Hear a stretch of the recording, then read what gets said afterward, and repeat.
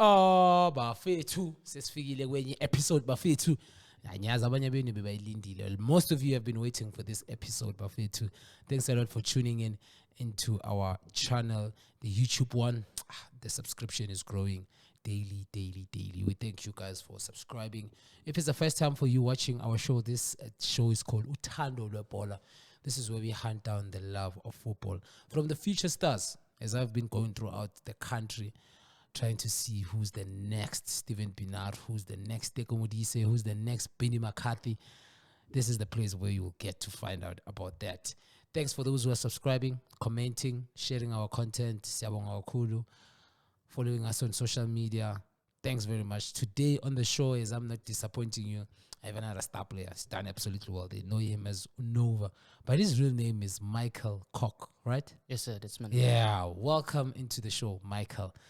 Why did they call you Nova? Where's that? Let's start about Nova. I'm so interested in your name. I wanted to know. I haven't even asked you, what does Nova mean? Why are they calling you Nova? Honestly, I don't know. It just came as a random name. They called me Nakasi, so I just went on with it and took it.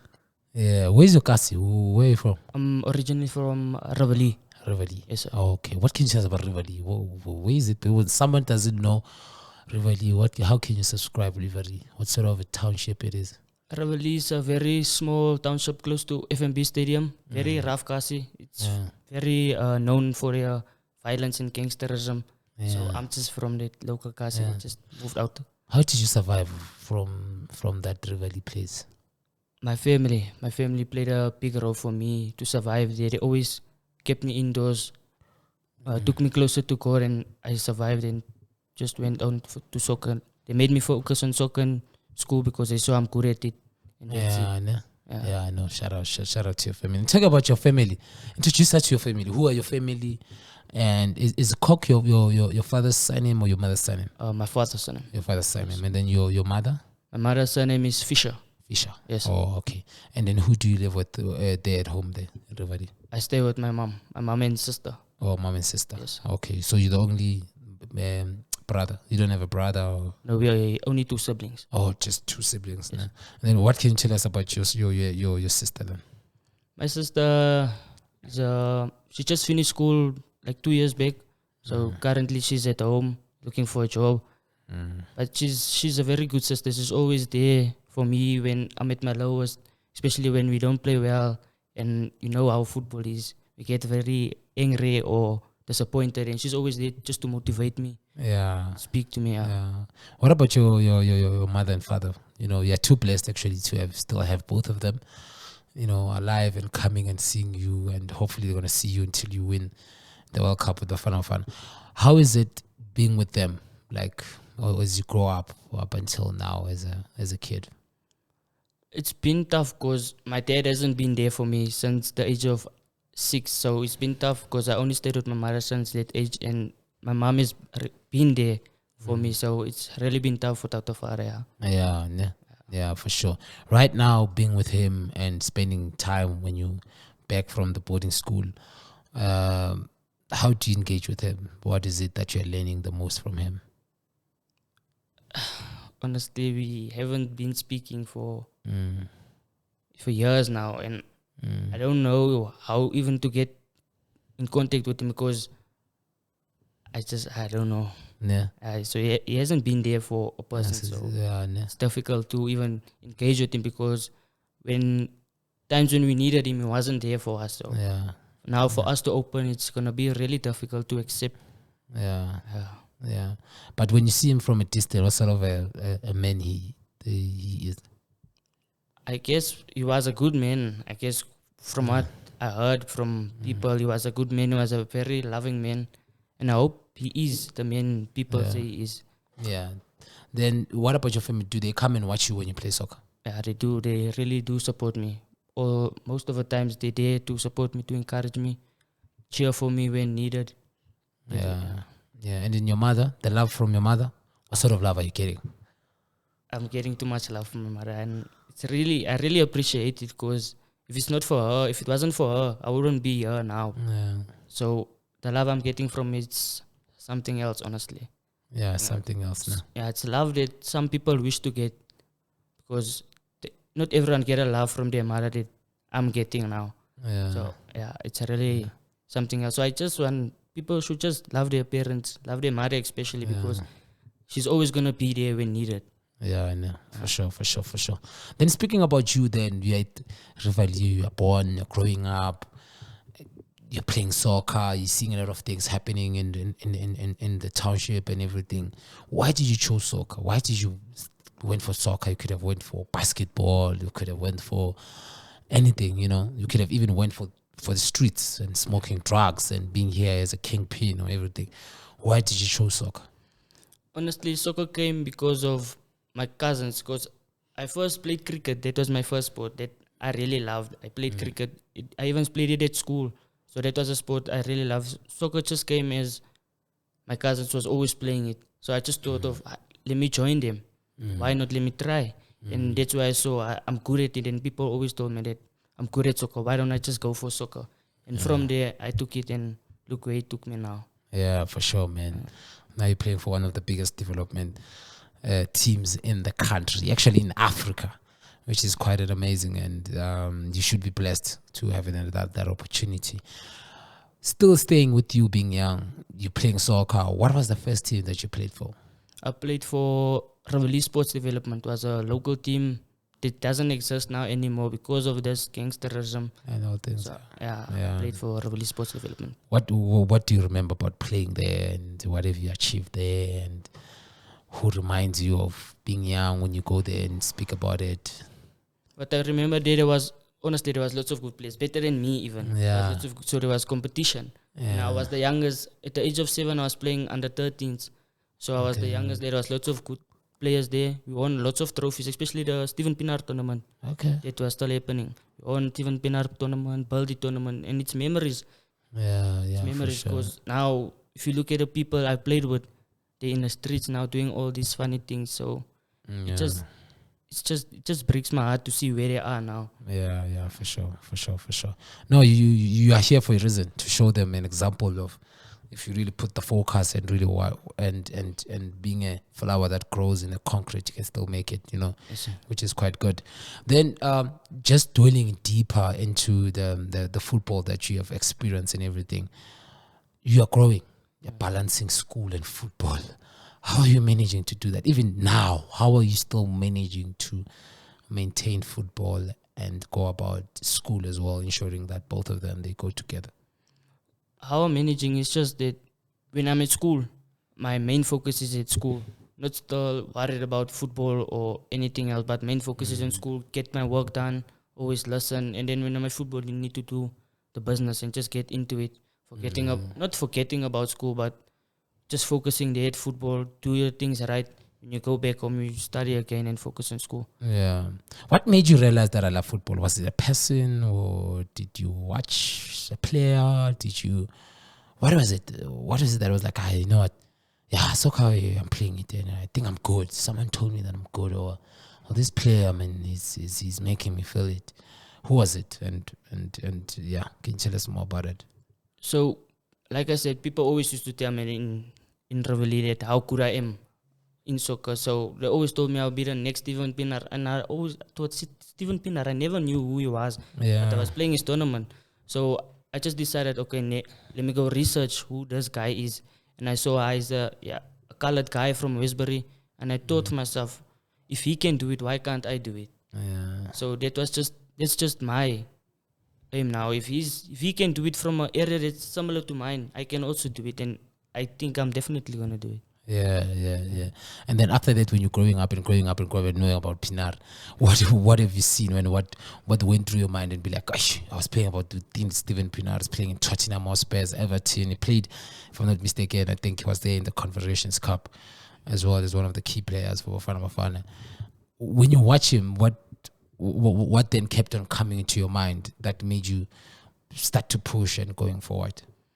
Definitely his confidence. He's a very confident guy. He's humble. He's just humble in general. So I just thought if he can be that humble, why can't I? Because he's from the same neighborhood. He can do that. I can do it as well. So I just thought to myself, if he can do it, I have all the way. I can also do maybe even better than him God willing, yeah. Yeah, for So I sure. can- Then after moving from Rivoli, where did you then move in terms of football after playing for Rivoli? So I played for our Rivoli Sports Development first, and then moved to Thames FC, which is What? the Thames, Thames. yeah, Okay. which is the biggest team in Rivoli. Okay. So I moved there at the age of 10. I moved to that team. I played there for 3 years, and then I got scouted. I would say scouted from a coach named Coach Barnes. Took me to Stars of Africa for assessment, Yeah. and then just made it in Stars of Africa the same day. And then how did that happen? How was it through connection? So Or that did it really become a scouting thing that someone was like, no, come watch this boy? Or how did it come about? So what happened was holidays. I would always train with Nicole Michael. She's playing for TS Galaxy now. Also Bafana. So we'd always train with her in the cast because she's also playing football. So we train with her, and then after training, she would have a session with this coach. So there was this day where he came early to the session, and then he watched us. And he asked her all about me, who I am, what position I play. And what happened was a Friday after school, she called me. She told me, no, I need to go to her house to get money so I can go to Westbury. There's a coach that wants to see me, to take me to Stars of Africa. And just done it, and that's how things came about. Then the first day when you go to Stars of Africa, it's a first day. Yeah, what went through your mind? Like, what was going through your mind, and what do you remember about that actual day, from the morning until you're there and everything? How can you tell us? How can you paint the picture? It was that's really stressful because now people told me, there's lots of good players there. South of Africa is a big team and all that. So in my mind, I'm stressing now because people are telling me this now. Yeah. So when I got there was only just one guy I knew that we played together in the Gauteng team. So we played. I knew him from here. So I got there. He told me, no, the team I'm going to now, there's good players there. So I must just be myself, and I mustn't worry about anyone there because they're gonna try to belittle me, maybe bully me because maybe they wouldn't want me in their team. So I just took his word, and when I got there, they were playing a friendly match. I remember a Friday night. So when we got there, I started on the bench. When I came on, I assisted 2 and scored 1, and that's where the coaches saw that there's potential. Yeah, and then the Monday they told me, no, I must come back, and I got training kit. Same the Monday when I got there, I got training kit, and I was already part of the team. Yeah, for sure, man. And how was the energy? Like when you got there, then getting used to it and everything. How was the energy there? Like for you at that point in time, being young, traveling. Now you have to travel. Now you need to take a taxi or whatever.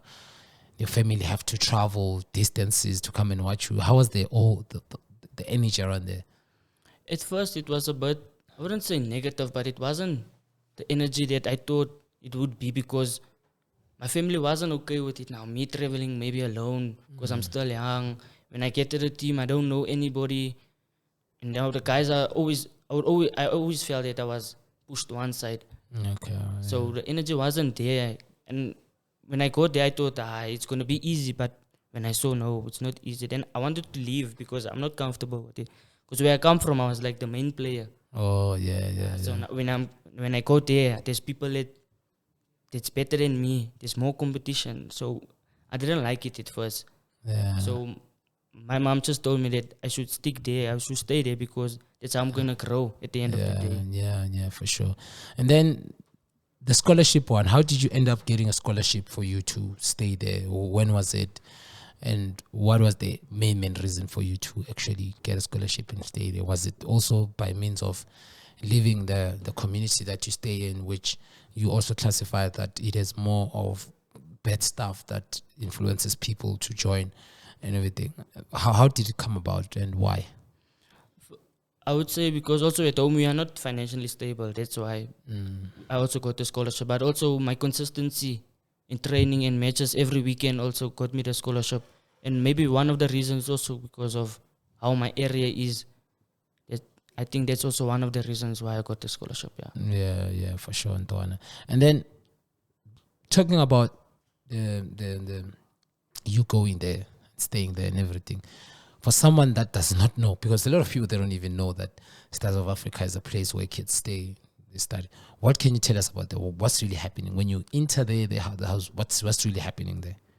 When you enter there, firstly, the guys are very welcoming there. Yeah. Must say they're very welcoming. They would always make you feel comfortable when you're there. When you're around them, you wouldn't feel that these guys don't want me or anything. Everyone there is, if you come in there, you're part of our family. So there, it's very loving there. Everyone is for each other there. So it's very welcoming. So people shouldn't worry about if I go there, what's gonna happen, how they're gonna treat me, because everybody is the same when we get there. Everybody is going for the same goal, same objective. So they should just come and just be themselves. Yeah. So what's really going on there? Do you guys study there? Where's the school? Do you guys eat? Is it proper food that you're eating? How is the coaching? And when you guys sleep, how's the bed? Like, how's the environment?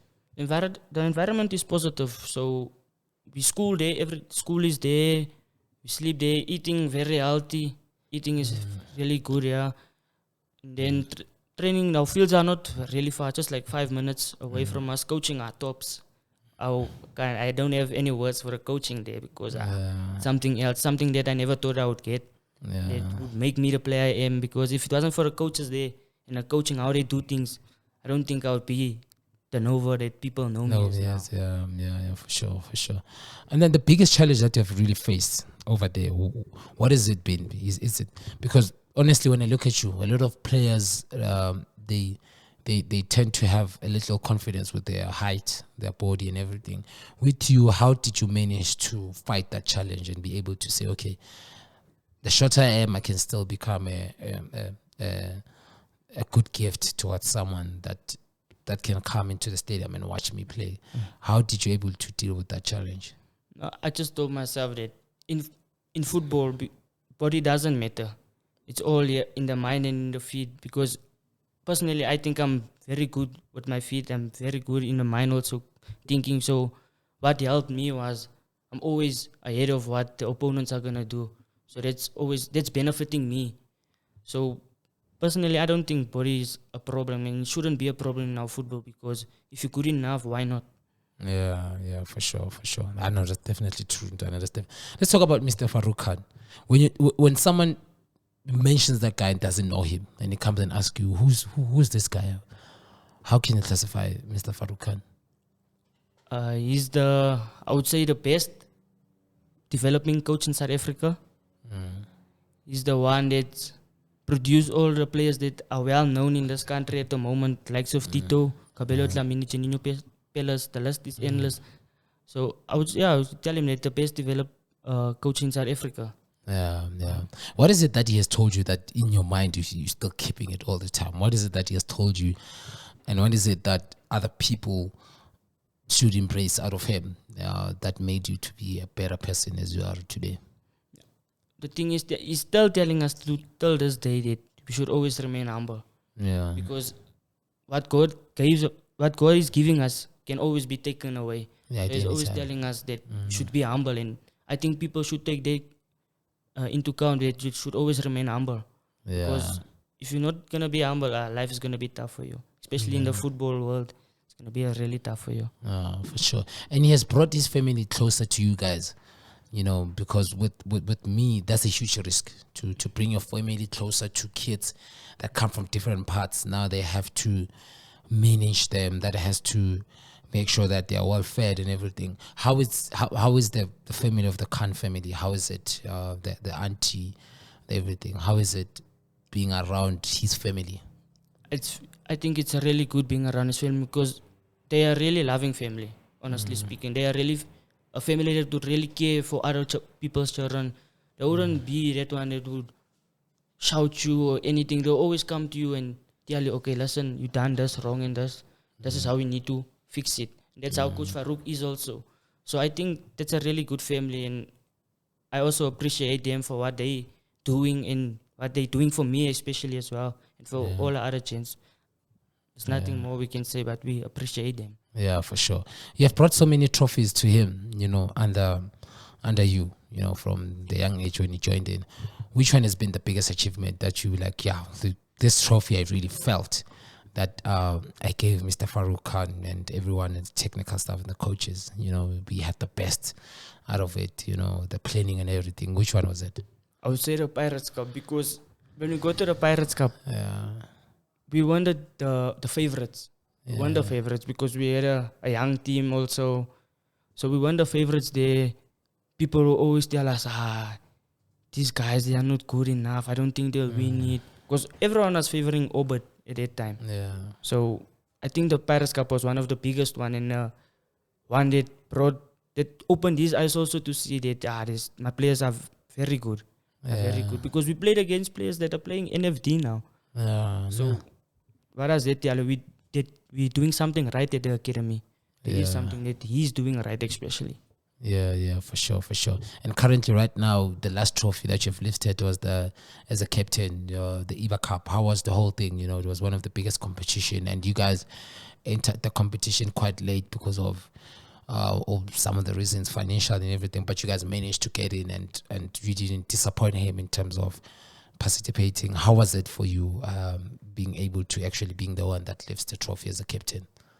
In the start of a camp, I think it was really difficult because the expectations was really high, especially from the team. We expected a lot from each other because we know what we are capable of and what we've been doing.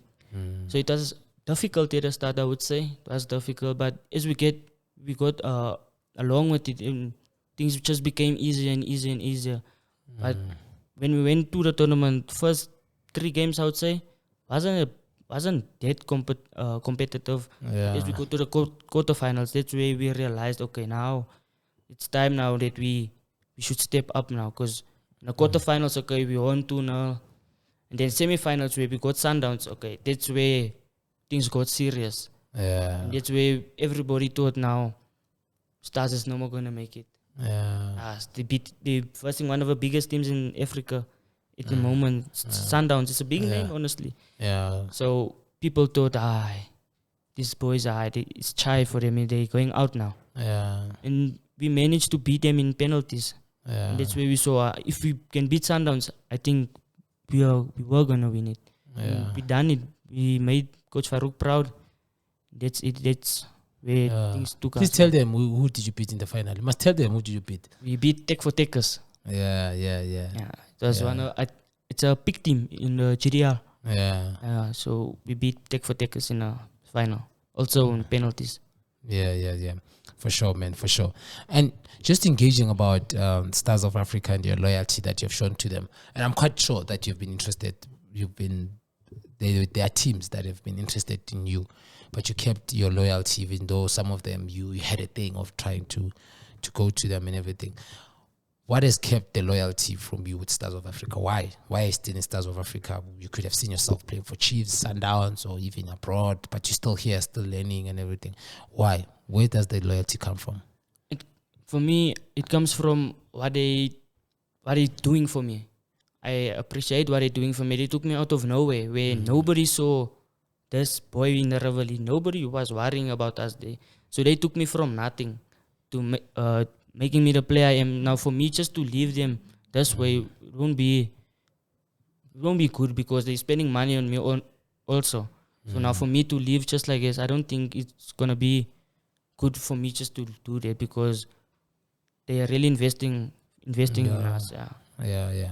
And then and talking about that, where do you then see yourself in the next 5 years? Because like you said, Farouk has produced a lot of good quality, and you are one of them that he hopes that you will continue the history of Stars of Africa. Where do you want to see yourself in the next 5 or 10 years? In the next 5 or 10 years, I would definitely want to see myself in Europe.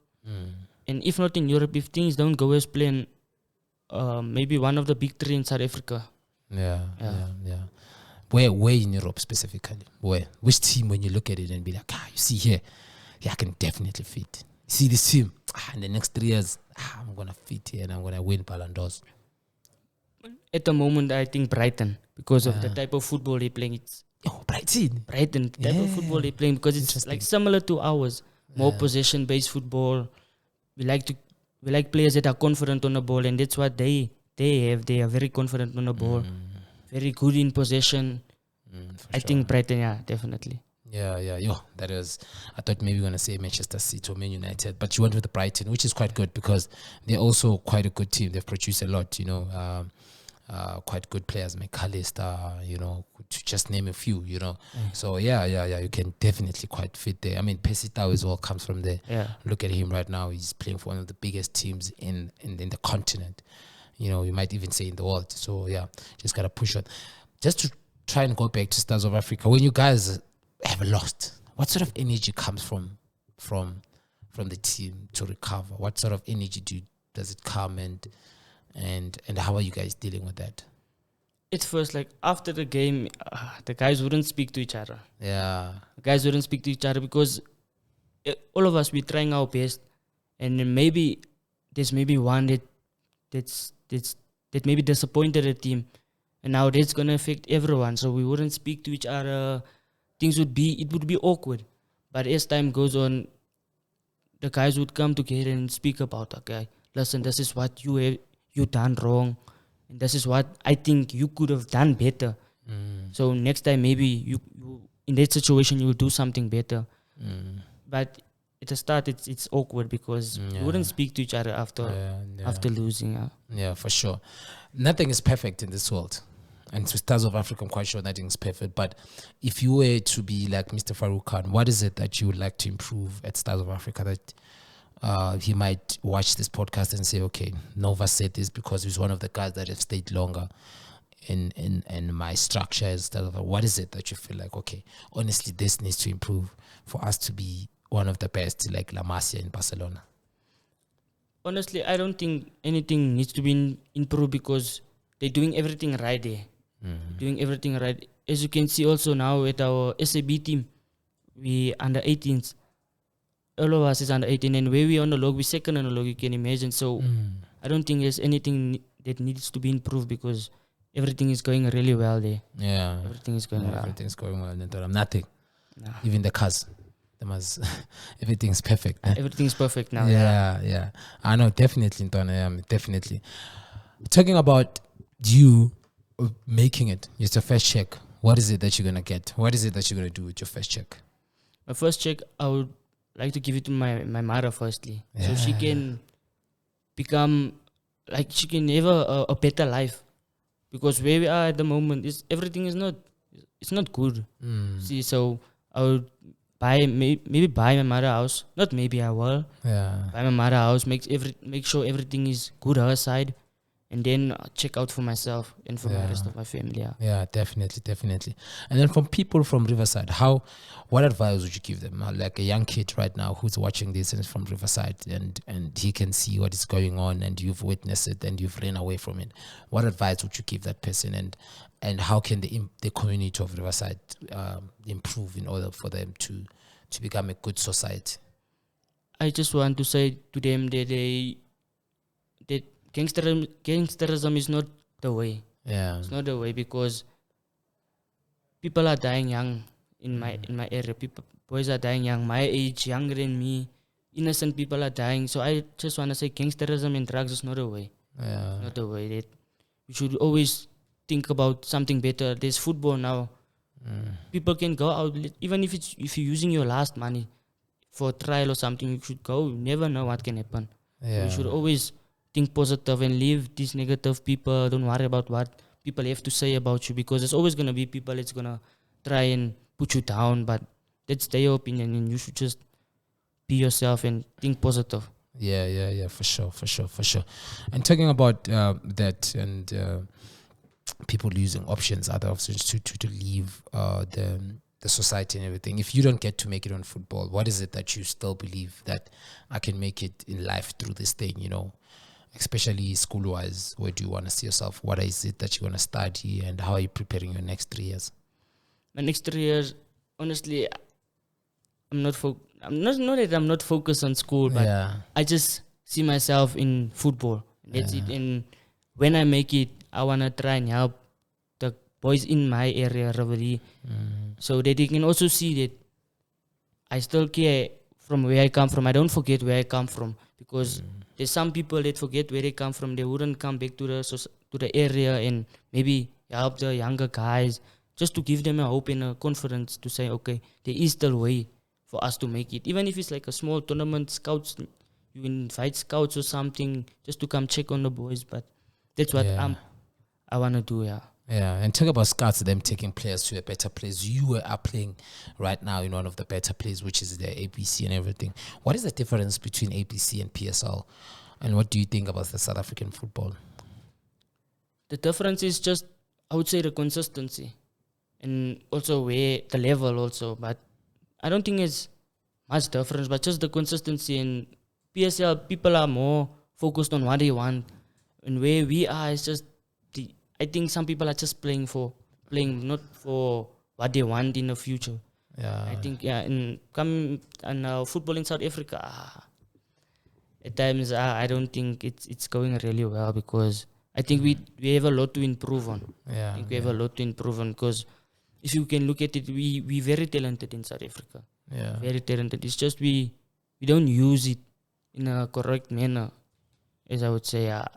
But I think we're very talented. We can go far as maybe even qualifying for World Cup. But if management don't do the correct things, then I don't think it's possible. Yeah. I know for sure, Ntwana, for sure. My man, it has been an amazing thing to chatting with you.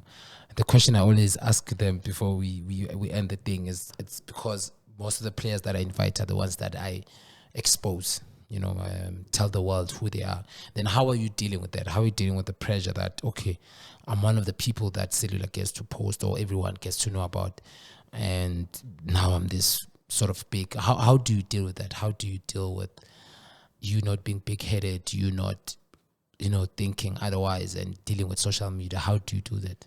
Yeah, as I said, like Coach Farouk always told us, we should remain humble, and also we should help those who are in need. So what I do, not to be big-headed or anything, if a young boy asks me for advice or something, I would give it to them, because I was also where he was at the time. He helped someone, and I would just remain myself, be humble, think about others, help others where you can. Yeah, because you shouldn't change for anything, even if it's for fame or anything. I just think you shouldn't change for anyone or anything. You should just remain yourself and be the person you were and you are. Yeah. And when you look into that camera, what would you tell a young kid out there that wishes to come and join Stars of Africa or play in your level or do as well? What advice would you give that young kid? I would firstly say that they should put God into their life, because He's someone that brought me thus far, because my family is very close to God as well. So they should put God into their lives, and they should always believe in themselves. Because if you don't believe in yourself and if your confidence isn't there, then things won't work out. Yeah. Yeah. Okay. No, that is an amazing one. Bafethu Mzile Unova. So where can they find you on social media, my man, so they can follow your progress? Because people right now, after bringing you into this podcast, they will be seeing you. They'll want to watch you and everything.